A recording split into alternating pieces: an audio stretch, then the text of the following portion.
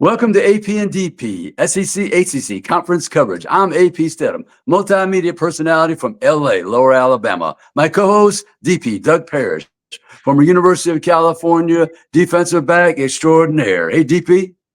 What's going on, AP? It's so good to be with you today. How are you?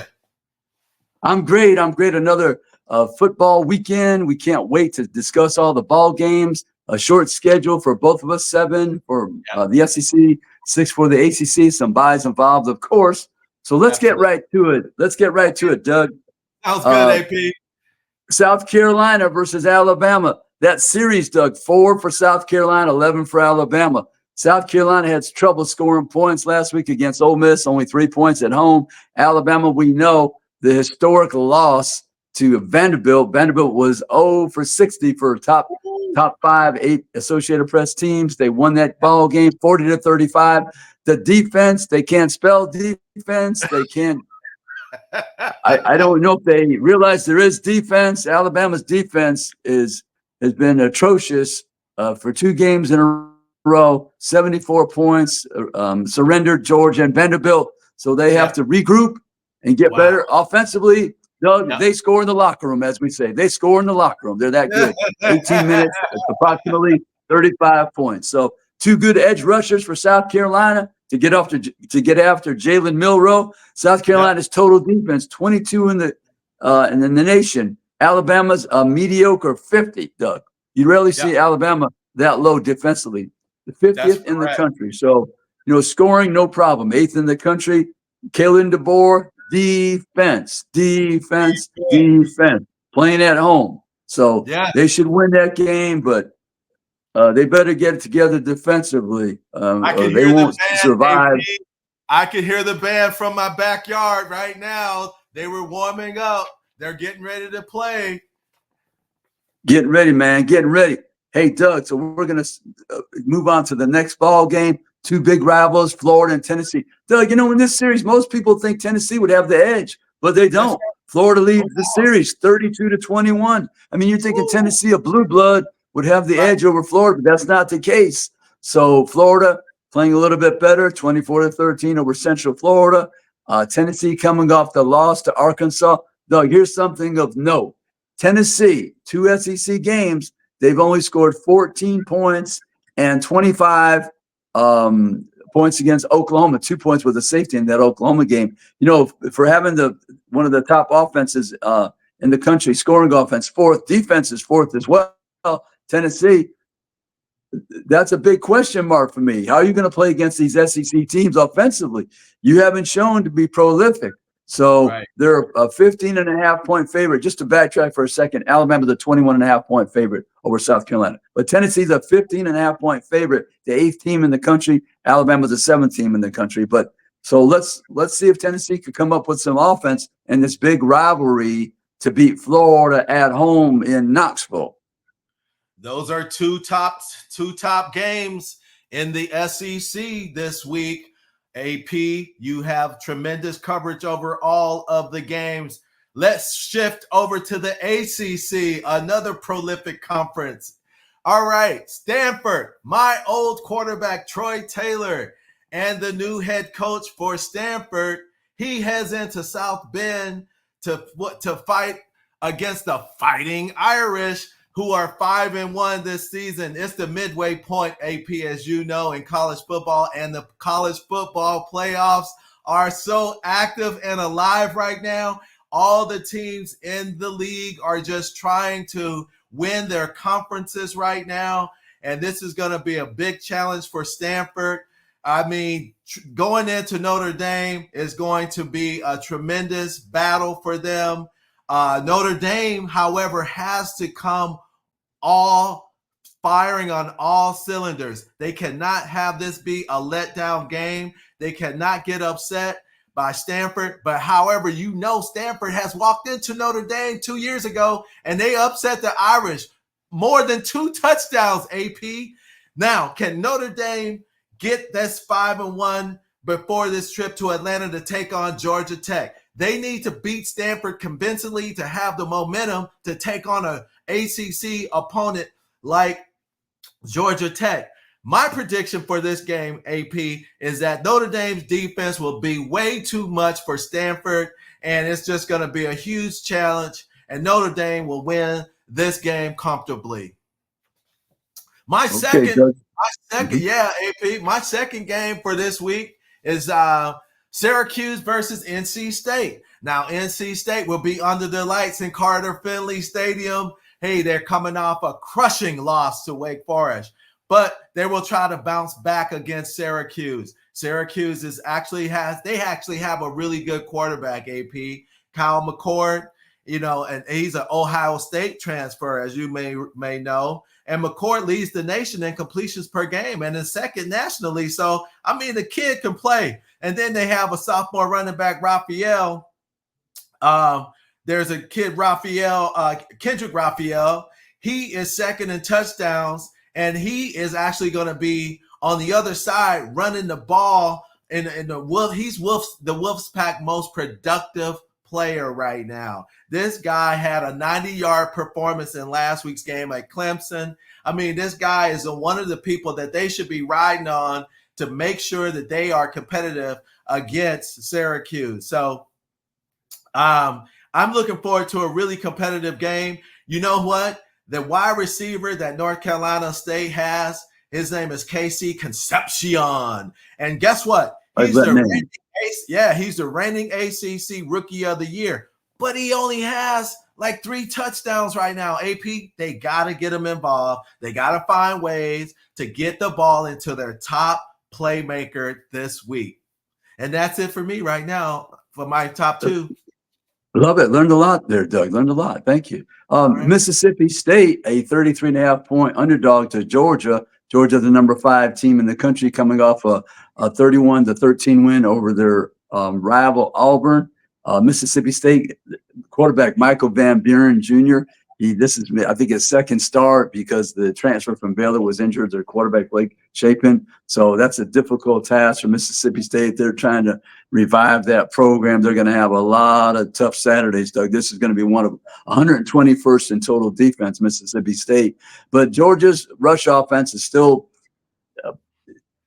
low on the totem pole, 95th in the country. We know Georgia likes to the ball with Kirby Smart. So that's really surprising. That's the most surprising. I think that's the most surprising statistic I've seen in the SEC this year. Georgia being way down rushing the football, because we know Kirby Smart, he prefer to be tough at the line of scrimmage and pound away at people. But one thing Kirby Smart mentioned in his teleconference this week, he said, if you have a quarterback, you have a chance, because they were discussing I think it was Diego Pavia of Vanderbilt House, spectacular he's been this season, and giving them a chance to win. But Mississippi State, they've only won 6 games in this series. Georgia's won 20, so it's been lopsided to say the least. Speaking of Diego Pavia, Vanderbilt coming off that sensational, historic 40-35 win over Alabama. They're sitting at 3-2, 1-1 in the conference.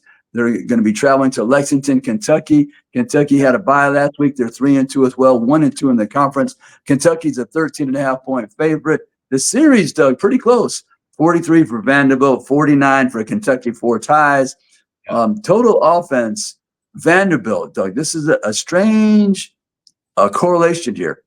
87th in offense, 87th.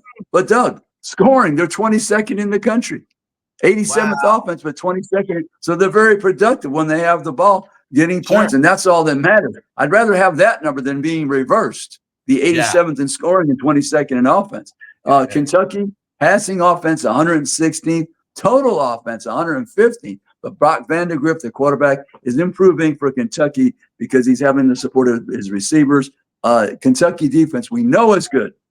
Scoring defense, 11th in the country. You know, they shut down Georgia with 13 and Ole Miss on the road with 17. 30 points in 2 games, Doug. They held those 2 teams that score a lot of points. So Kentucky, they're trying to maintain serve at home. Tough game against Diego Pavia. Doesn't matter if he's a 20-point underdog. He's beaten 3 teams where he's a 20-point underdog in his career. Liberty, when he was at New Mexico State. Auburn, when he was at New Mexico State as well on the road. And he beat, of course, Alabama. It was at least 20 points, and that was a home game. So Diego Pavia, He's a special quarterback that makes things happen. Okay, Doug, that's my two. What's up in the ACC? Got a question before you get off of Vanderbilt. You know they took the goalpost, right? They took the goalpost. I wonder if they get the goalpost out of the river. I think they did. I think the fire department had the assist, Doug. The fire department, and they're going to sell it. They're going to sell the parts of the goalpost and pay for that $100,000 fine, I believe.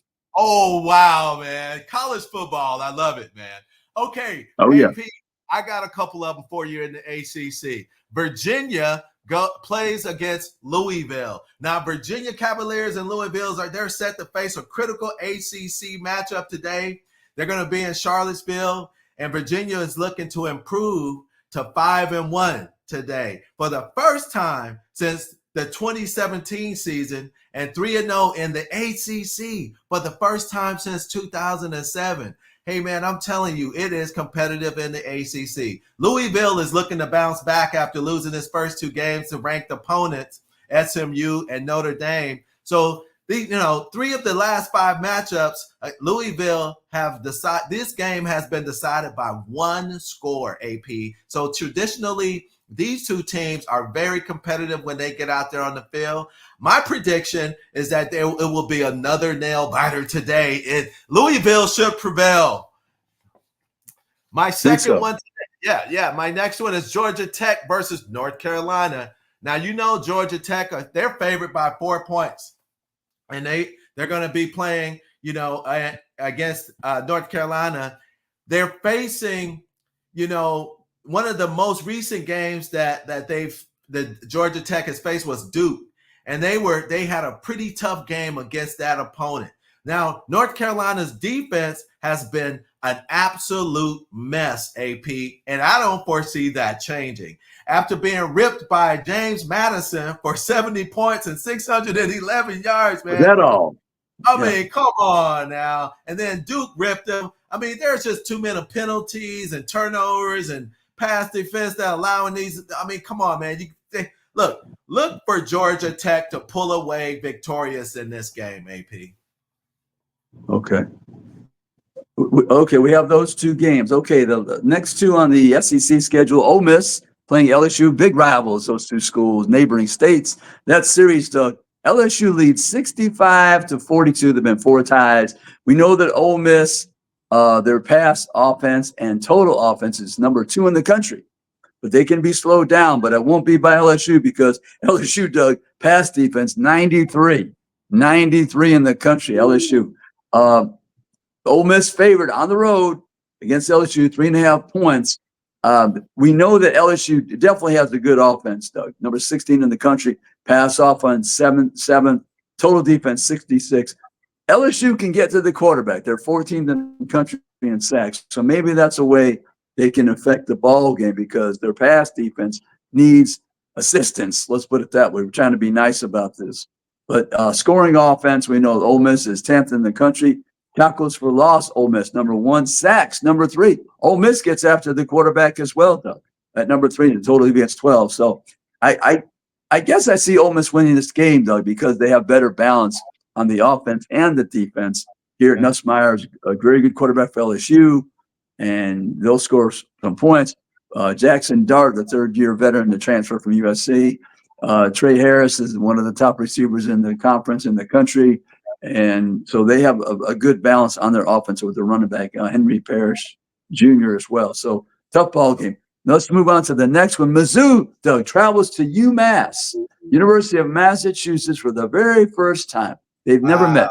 Eli Drinkwitz, the head coach, said this week they're so excited. They traveled on Thursday, Doug, to be in New England for this ball game. It'd be a really nice setting. The fall, the leaves have changed to some degree. And so it's the very first meeting. We know Mizzou's offense, Doug, 50th in the country. They should be better with Cook and Luther Burden III. Brady Cook, the quarterback, and Luther Burden III. They should be better than 50th. So they have not had enough explosive plays in their game.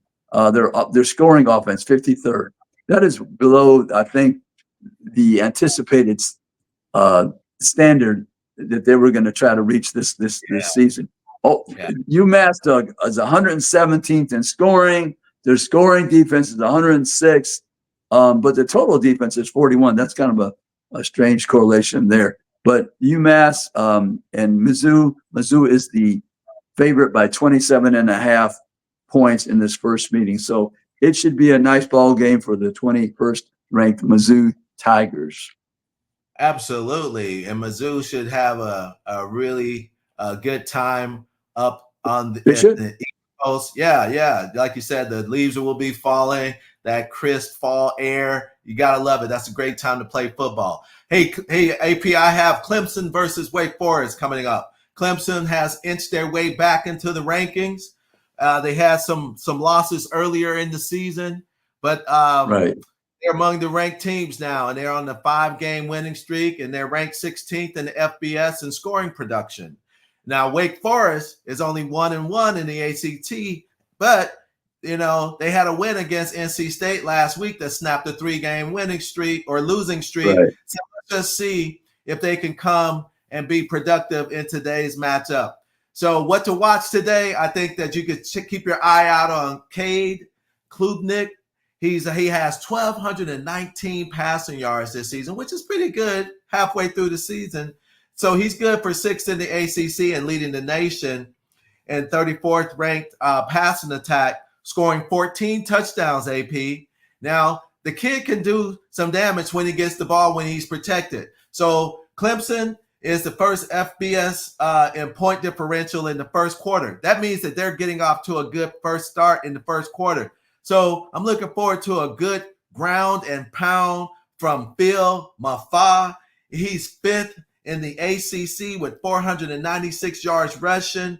He's 3rd with 99.2 yards per game with 7 yards per carry. So average is 5 yards per carry, AP, for a typical running back. This kid is getting 7.3.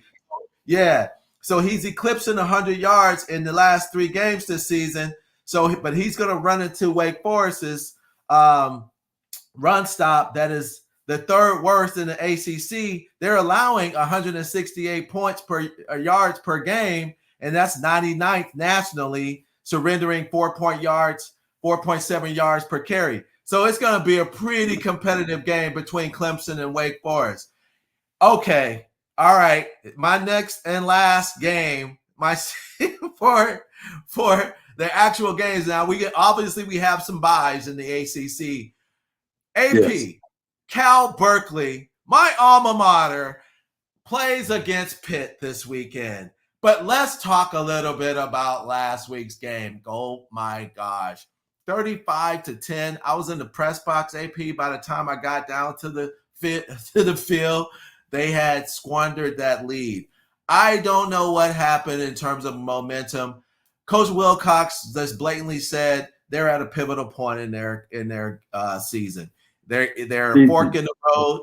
They have either they can go right or they can go left, but they are going to have to make some changes, and they have to when they get a team leaning, going down, they literally have to put their arms around their necks and kind of just strangle them and just surrender, to make them surrender. Right now, they don't have that like 4th speed, if you will. If you think about 1st, 2nd, 3rd, 4th shift, like these guys need to, and I'm talking about Cal, need to have a little bit more desire to finish the game, AP, and finish it convincingly.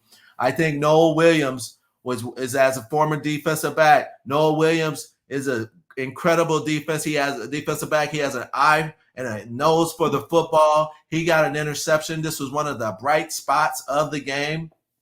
Picked it off and ran it in for an interception.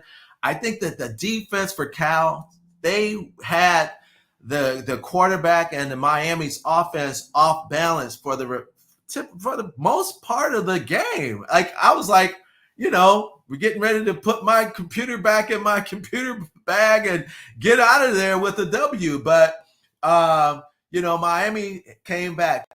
But so flipping the switch to Pitt. Pitt is going to be their number 2. The Bears have to get over that catastrophic collapse to Miami. It's going to be a interesting way to show the world that they have the stick-to-itiveness to make it through the season. All teams are going to have ups and downs, But when they play against Pitt, they're going to have to come out with an ACC victory in order to be competitive in the ACC. Have the Bears made the transition forward is the biggest question in order for them to come out victorious. If they can play the way that they played in the first half against Miami, they should have a very competitive and convincing win against Pitt today. Pittsburgh have the one loss, or are they undefeated? The one loss. And Eli Holstein is the transfer quarterback from the state of Louisiana, played at Alabama. They're 5-0. Came from Alabama. They're 5-0, AP. Excuse me. 5-0, right? Yeah, that's what I thought. Yep. Eli Holstein is the transfer quarterback from Alabama. Eli, he's a pretty good quarterback, been playing well for the Pitt Panthers. Yes, correct. Okay. And the buys, Doug, you have the buys right off? I do have some buys here. Duke has a buy. Duke, their next game is going to be against Florida State. So okay. Malik Murphy suffered his first loss after the posting a 7-0 record, including 2 wins that he had at Texas before his transfer. But he's got to be a big time player to come up against Florida State and make that a good competitive game. Now Florida State has a bye. Obviously, their next game is going to be at Duke. I think Florida State is using this as an observation week. They are basically looking at a lot of their players to evaluate and help have them get themselves back healthy as well. Right. Boston College head coach Bill O'Brien, he's focusing on moving forward. He's a good coach, but their next game is against Virginia Tech, and that's at Virginia Tech. So, halfway through the season, he thinks it's a good time for a bye for his team, actually. Right. Miami, who I just talked about, they actually have a bye. And so they get to heal up as well. They squeaked that 1-point win in the final seconds against Cal Berkeley. So they're riding pretty high. I must mention that Michael Irvin, Dallas Cowboy great, was literally on the sideline on all fours like a little dog, like pounding on the ground, trying to get momentum for his team. But, so hopefully they can bounce back and play a little bit more consistent football, because they were totally inconsistent and Cal had them rattled. Now, SMU has a bye as well. Now, the good thing about SMU, AP, is that they have a really good offensive line, and they are their offensive line tapped to the Joe Moore Award. Are you familiar with the Joe Moore Award? Yeah, they're up for the Joe Moore Award. Yes, I sure am. He was offensive line coach at a couple of places. Well, maybe was it Pittsburgh, Notre Dame? Maybe I don't know. He's considered one of the best offensive line coaches of all time, and so they're basically they're getting complimented for their effort, teamwork, consistency, technique, and finishing. And that's all I have. Okay. Doug, we have the buys, 3 teams. Arkansas coming off the victory over Tennessee last week, the upset. That was good for Sam Pittman and company. They needed that win. The Razorbacks, that was at home. Auburn, they lost to Georgia, so they have a bye. And then Texas A&M, number 15th in the country. They're pretty hot since taking that opening loss to Notre Dame. So Texas A&M is a team where they use Connor Wegman to the quarterback instead of Marcel Reed, the freshman. So Connor had a big ball game, and they're running the ball very well and playing good defense, Texas A&M. But the last game on the schedule, the Red River Rivalry, the 120th edition, Doug. I'm here in Dallas, Texas for that ball game. Texas is the favorite by 14.5 points. They're 5-0. Oklahoma's 4-1. They're both coming off buys. We know that Texas offensively, total offense and scoring offense, 7th in the country.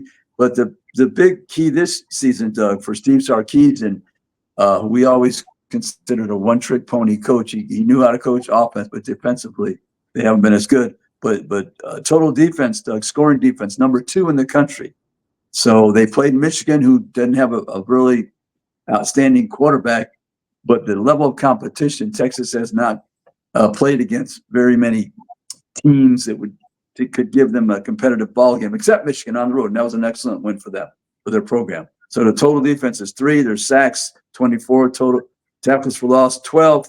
Oklahoma, Doug, 121st in offense. Michael Hawkins Jr., the freshman from Dallas, is the starter over Jackson Arnold, who lost his spot. And the rush offense, Oklahoma is 100. Pass offense, 118th. Their pass defense, Doug, 75th. Wow. 75th in the country. But scoring defense is 19th.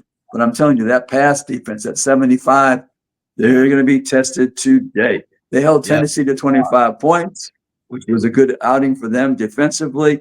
They're 5th in the country in sacks, 19th in tackles for loss. Doug, here's a key stat. 3rd in turnovers, 1.60. They're on the positive. They're 3rd in the country. Turnovers. So they have to get some turnovers, Doug.